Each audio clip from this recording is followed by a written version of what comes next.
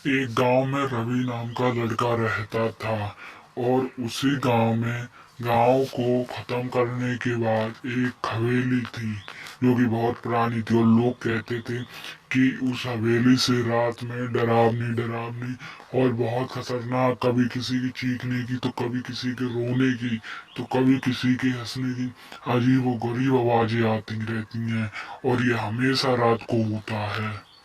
मैं इन सब बातों पर भरोसा नहीं करता। ये चुड़ैल भूत तांत्रिक विद्या, मैं इन किसी भी चीज़ों को नहीं मानता और ना कभी मानूं। मैं आज रात में ही उस हवेली के पास जाकर और उसके अंदर जाकर इस बात की जांच करूंगा कि ये बात कितनी सही है और कितनी गलत है, लेकिन मैं तो ये बात नहीं मानता।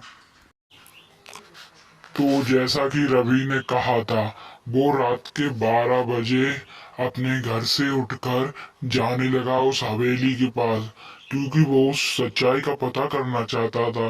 क्योंकि उस गांव के सारे लोग इस बात पर भरोसा करते थे, पर रवि इस बात को कतई नहीं मानता था। उसे लगता था कि ये भूत भूत कुछ नहीं होता, ये बस लोगों का एक वहम है।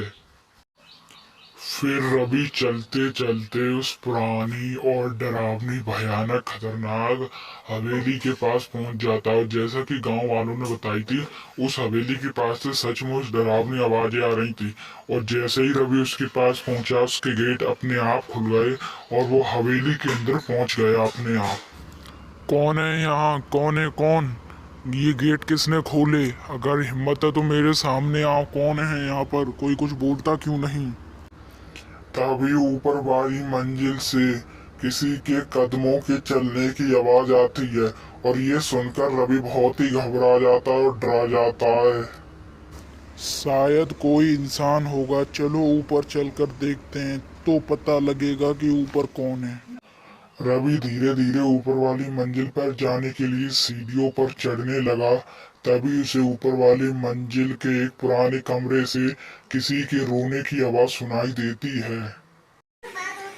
मेरी मदद करो कृपया करके।